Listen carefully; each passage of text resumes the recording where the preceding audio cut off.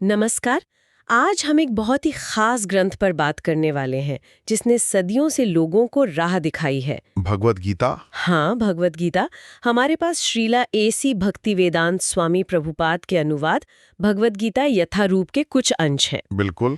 और हमारी कोशिश ये रहेगी कि इसमें जो जीवन, कर्म, मतलब ड्यूटी और खुद को जानने की बातें हैं उन्हें थोड़ा गहराई से समझें। हाँ, सिर्फ अध्यायों के नाम या ऊपर ऊपर की बातें नहीं, बल्कि उनका जो सार है, जो एसेंस है, उसको पकड़ने की कोशिश करेंगे। ठीक है, तो कहाँ से शुरू करें? कुरुक्षेत्र? बिल्कुल, वहीं से तो सब शुरू होता है। कुरुक्षेत्र का मैदान, अर्जुन इतना बड़ा योद्धा और वो कंफ्यूज्ड है। हाँ, अपने ही रिश्तेदारों, गुरुओं को सामने देखकर युद्ध कैसे करे? एग्जैक्टली। उसका वो दुख, वो कंफ्यूजन, ये पहला अध्याय है, अर्जुन विषाद योग। ये तो हम सबकी कहानी है कहीं ना कहीं, जब समझ नहीं आता कि क्या सही है क्या गलत। बिल्कुल, धर्म संकट। और यहीं से गीता का उपदेश शुरू होता है। जब अर्जुन पूरी तरह टूट जाता है, तब कृष्ण बोलना शुरू करते हैं। और वो शुरू करते हैं आत्मा की बात से, है ना? दूसरे अध्याय में सांख्य योग। हाँ, सबसे पहले वही क्लियर करते हैं कि देखो अर्जुन, तुम जिसे मैं समझ रहे हो, ये शरीर, ये तुम नहीं हो। अच्छा, तुम हो आत्मा, जो न मरती है, न जन्म लेती है, अविनाशी। मतलब शरीर तो बस एक कपड़े जैसा है। बिल्कुल, वही श्लोक है ना, वासांसी जीर्णानी यथा विहाय। जैसे पुराने कपड़े छोड़कर नए पहन लेते हैं, वैसे ही आत्मा पुराने शरीर को छोड़कर नया ले लेती है। ये सोचना कि मैं शरीर नहीं आत्मा हूँ, ये तो पूरा नजरिया ही बदल देता है। डर, दुख, मोह शायद कम हो जाते हैं। हाँ, क्योंकि ये सब शरीर से जुड़े हैं ज्यादातर। जब पता है आत्मा अमर है, तो फिर मौत का डर कैसा?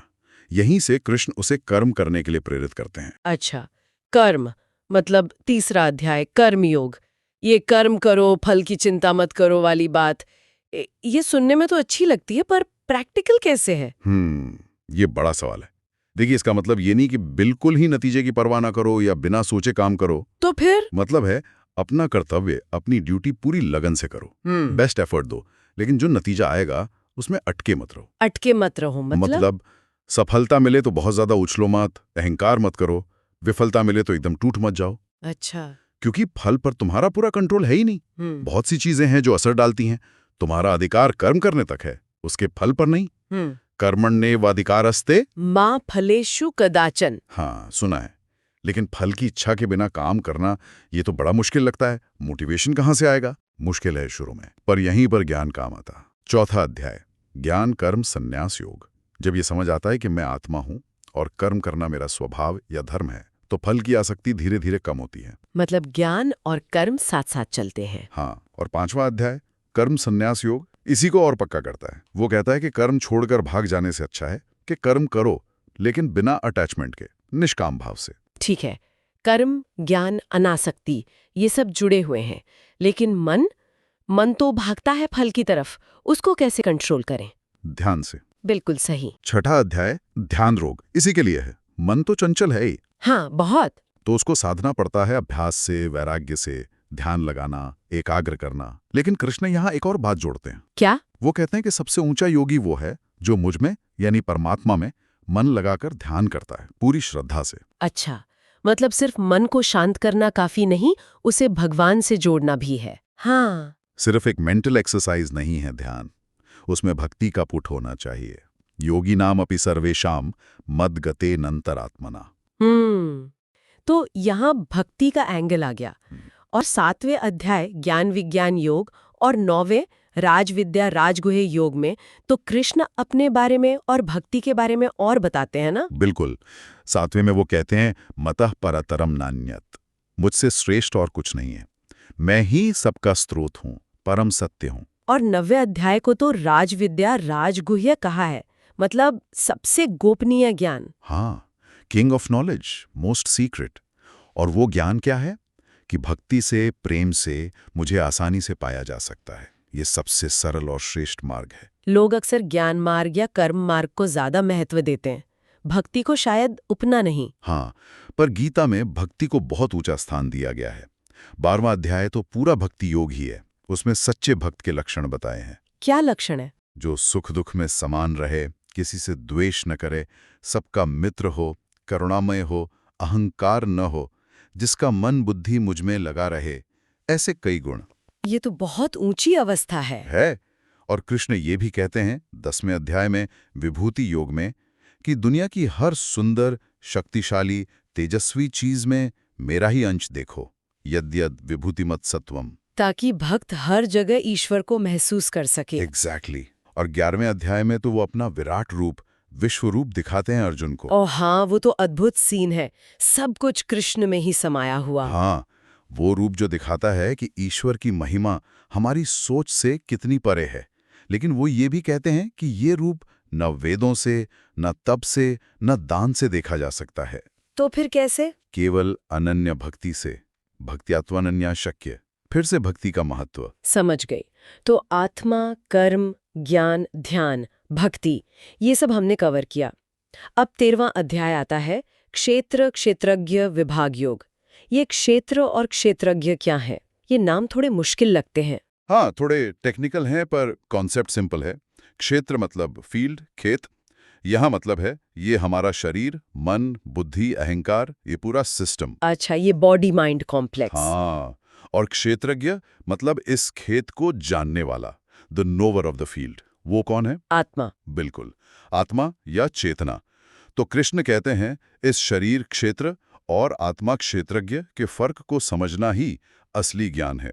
हम अक्सर खुद को शरीर मान लेते हैं ना। हाँ, मान लेते हैं। शरीर को चोट लगे तो लगता है मुझे चोट लगी। इसी भ्रम से ऊपर उठना है, ये समझना कि मैं जानने वाला हूँ, शरीर जानी जाने वाली वस्तु है, जैसे गाड़ी और ड्राइवर। अच्छा उदाहरण है।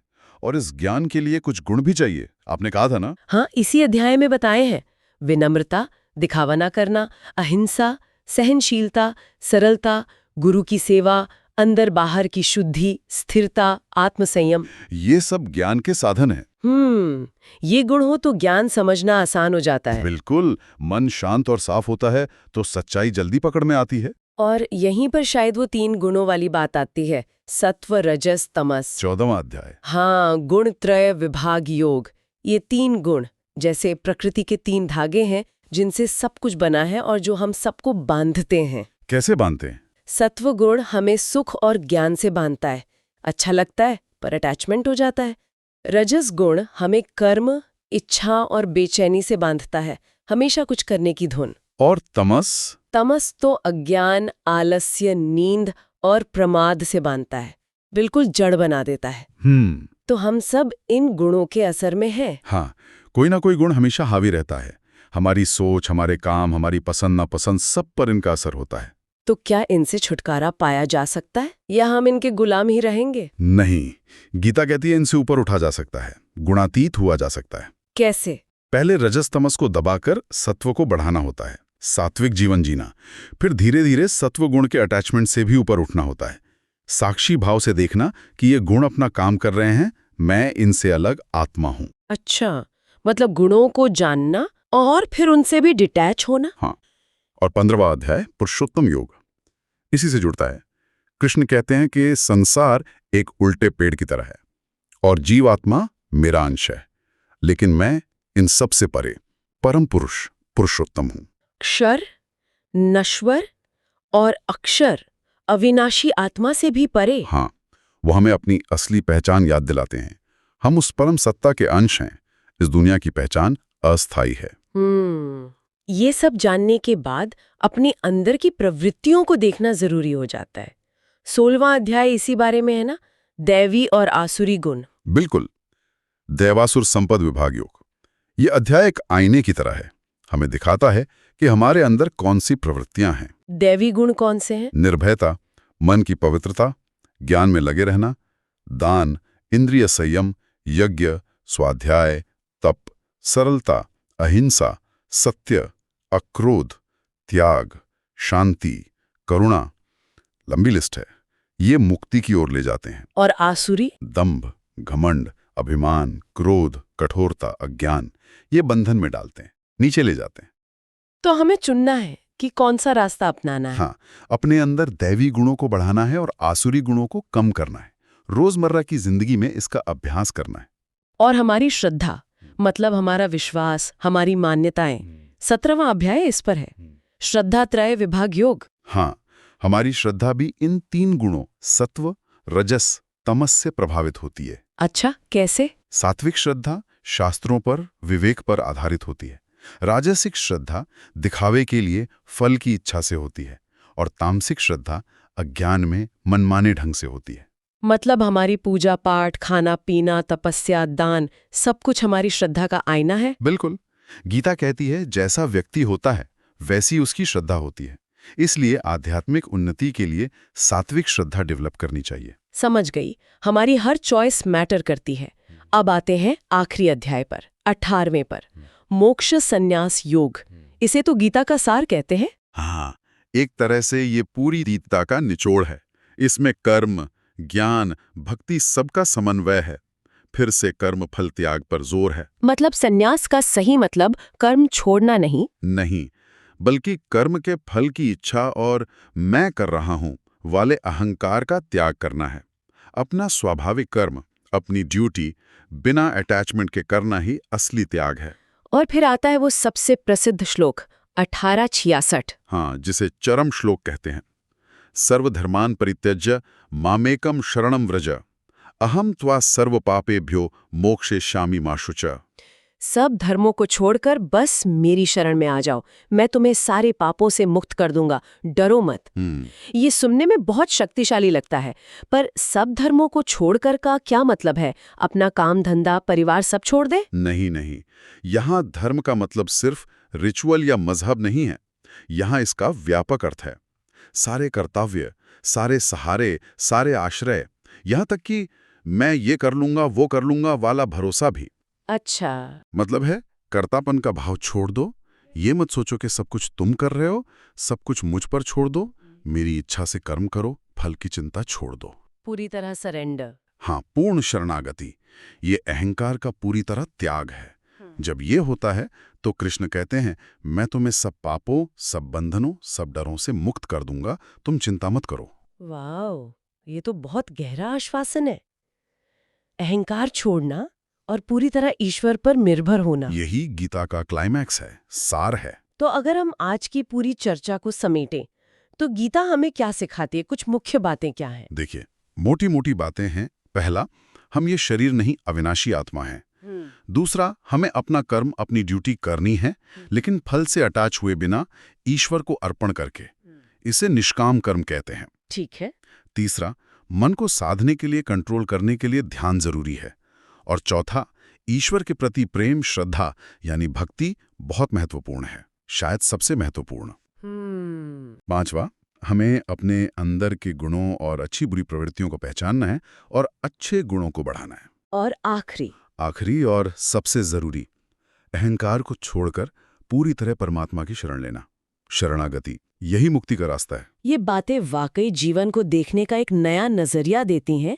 रोजमर्रा की भागदौड़ और मुश्किलों के बीच एक स्थिरता, एक दिशा दे सकती हैं। बिल्कुल दे सकती हैं। ये कोरा फिलॉसफी नहीं है, ये प्रैक्टिकल गाइड है जीने के लिए। सही कहा। और इसी नोट पर हम अपने श्रोताओं के लिए एक सवाल छोड़ सकते हैं। हाँ, जरूर। गीता का जो अंतिम संदेश है, पूर्ण समर्पण वाला, अगर वो हमें पाप और भय से मुक्ति दिला सकता है, तो क्यों ना हम आज ही कोशिश करें अपने अहंकार का या किसी छोटी सी आदत या अटैचमेंट का कौन सा छोटा सा हिस्सा हम आज छोड़ सकते हैं। बिल्कुल, बस उस परम स्वतंत्रता की एक झलक पाने के लिए एक छोटी सी शुरुआत। सोचने वाली बात है।